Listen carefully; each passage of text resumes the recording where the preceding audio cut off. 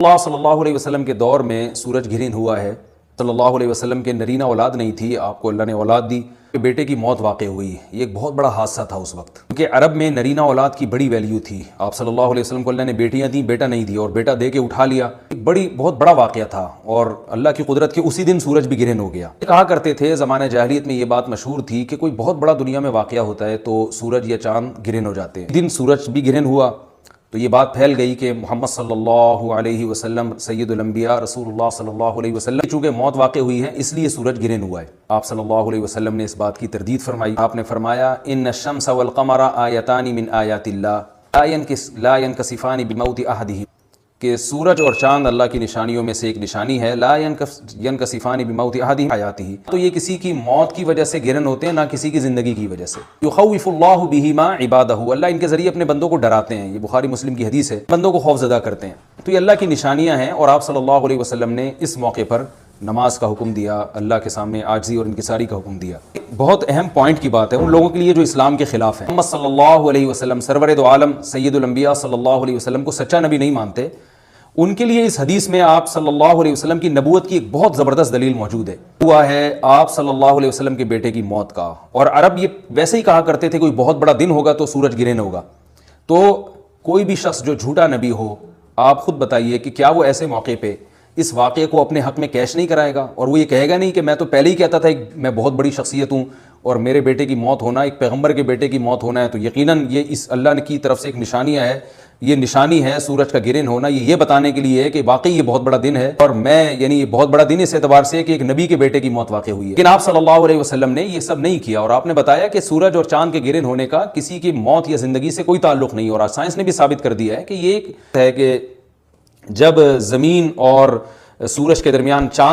سورج گرہن ہو جاتا ہے، اور جب چاند اور سورج کے درمیان زمین آ جائے، سورج کی روشنی چاند تک نہ پہنچ رہی ہو تو چاند گرہن ہو جاتا ہے۔ عبرت کی بات بھی ہے ان لوگوں کے لیے جو آپ صلی اللہ علیہ وسلم کی نبوت میں شک کرتے ہیں۔ آپ صلی اللہ علیہ وسلم نے اس موقع پر ہمیں حکم دیا سے تضرع اور عاجزی اور انکساری کی جائے، اپنے گناہوں کی معافی مانگی جائے، اور نماز آپ صلی اللہ علیہ وسلم نے پڑھی۔ سوال کرتے ہیں کہ یہ جب ایک نیچرل پروسیس ہے تو اس میں اتنا گھبرانے کی، کیونکہ حدیث میں آتا ہے آپ صلی اللہ علیہ وسلم بہت گھبرائے، گھبرانے کی کیا بات ہے؟ تو یاد رکھیے ہر نیچرل پروسیس جو ایک عام معمول سے ہٹ کر ہو ایک عبرت کی بات ہوتی ہے۔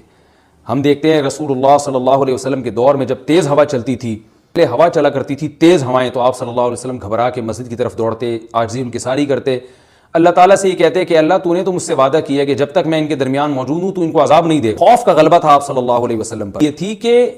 یہی حالات قوم عاد اور قوم سمود پر بھی آئے ہیں کہ وہ بادلوں کو دیکھ کے کہنے لگے یہ تو ایک معمول کے مطابق بادل ہیں جو برسیں گے اور بارش ہوگی۔ تو پیغمبر نے کیا کہا کہ یہ بارش نہیں ہے بلکہ یہ وہ عذاب ہے جس کی تم جلدی کیا کرتے تھے، جو اللہ کے حکم سے ہر چیز کو ہلاک کر دے گی۔ اور پھر ان پر عذاب آیا، اور قرآن کہتا ہے کہ وہ پڑھ کے ہلاک ہو گئے کہ مخاطب اگر تو ان کو دیکھتا تو ایسے لگتا کھجور کے تنے ہیں جو اونھے پڑے ہوئے ہیں، تو ایسے ہوا نے ان کو تہس نہس کر دیا۔ تو یہ عام معمول سے ہٹ کے جب بھی اس کائنات میں کوئی تغیر آتا ہے تو وہ اللہ کی نشانیوں میں سے ایک سائنٹیفک حقیقت بھی ہے، اس کی ایک لاجک بھی ہے، لیکن اس کے ساتھ ساتھ اللہ کی نشانیوں میں سے ایک نشانی بھی ہے، نشانی ہے جس سے ہمیں ڈرنا چاہیے کہ اللہ تعالیٰ کو اختیار ہے، وہ جب چاہے سورج کی روشنی چھین لے، چاہے کسی بھی طرح سے چھینے۔ سائنٹیفک حقیقت ہے جو آپ صلی اللہ علیہ وسلم کی نبوت پر جس نے ایک مہر لگا دی ہے کہ سورج اور چاند کا گرہن ہونا، اگرچہ اسی ایک لاجک ہے کہ چاند سورج کے سامنے آ جائے تو سورج گرہن ہو جاتا ہے، بارے میں جو ہماری تحقیق ہے، جو سائنسدان کہتے ہیں کہ یہ وقت اس خطرے کا وقت ہوتا ہے، سورج سے ایسی خطرناک ریز نکلتی ہیں انسان کا سبب بن سکتی ہیں، تبھی بعض حضرات سورج کی طرف دیکھنے سے بھی منع کرتے ہیں۔ نظام میں تھوڑی ایک عام نارمل روٹین سے ہٹ کے اس کائنات کا نظام چلتا ہے، تو اس لیے یہ اس کائنات کے لیے، زمین کے لیے ڈینجرس ہو سکتا ہے، اور جو گریوٹی اور جو کشش کا نظام ہے اس میں بھی خلل واقع ہوتا ہے۔ تو ایسا نہیں ہے کہ یہ بالکل ایک نارمل کنڈیشن ہوتی ہے اور اس کا کوئی نقصان ہی نہیں ہے، یہ بالکل غلط میں نقصان کا بہرحال خطرہ ہے، اور اس بات کا امکان موجود ہوتا ہے کہ قدرت انسانوں سے انتقام لے یا انسانوں کو نقصان پہنچائے۔ اور ویسے بھی جن کے دلوں میں اللہ کا خوف ہوتا ہے کہ اللہ کے وہم من خشیتہ، قرآن مجید میں اللہ تعالیٰ کا ارشاد ہے کہ مشرکین بار بار یہ سوال پوچھتے تھے قیامت کب آئے گی کب آئے گی، اللہ فرماتے ہیں لیکن جو مومنین ہیں ان کو اس سے غرض نہیں ہے کہ کب آئے گی، ڈراتے ہیں کہ پتہ نہیں ابھی نہ آ جائے۔ تو جس کے دل میں اللہ کا خوف ہوتا ہے اس کے زندگی گزارنے کا طریقہ کچھ اور ہوتا ہے، وہ بات بات پہ اللہ سے ڈرتا ہے، اس کو اللہ سے ڈرنے کا بہانہ چاہیے، اس کو توبہ کا بہانہ چاہیے۔ اس میں پڑھنا کہ یہ تو ایک لاجیکلی ایک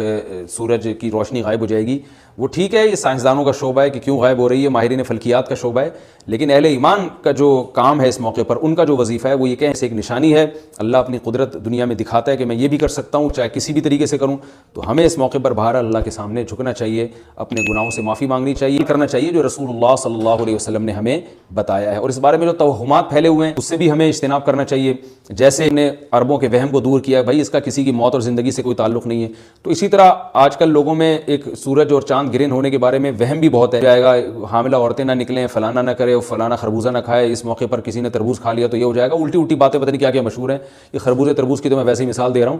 تو کوئی بھی چیز جب کہنی ہو تو پوری طرح سے اس کی ریسرچ کریں، حاملہ عورت کو فائدہ ہوتا ہے، نقصان ہوتا ہے سورج گرہن ہونے سے، لیکن اگر نقصان بھی ہوتا ہے تو اس کی کوئی مستند دلیل ہونی چاہیے آپ کے پاس، ایسے ہی سنی سنائی باتیں آگے نقل نہ کریں۔ کرنے کا کام ہے جو رسول اللہ صلی اللہ علیہ وسلم نے بتایا ہے، وہ کام بخاری اور مسلم کی حدیث کے مطابق نماز ہے، انفرادی بھی ہے، جماعت سے بھی ہے، مستحب یہ ہے کہ جماعت سے نماز پڑھی جائے، 2 رکعتیں امام پڑھائیں گے اور اس میں سرن تلاوت بھی کر سکتے ہیں، جہری تلاوت بھی کر سکتے ہیں، دونوں رائے ہیں علماء کی۔ آج کل جہری کو اس لیے ترجیح دی جاتی ہے کہ صلاۃ کسوف میں جو رسول اللہ صلی اللہ علیہ وسلم کی سنت ہے وہ لمبی نماز ہے،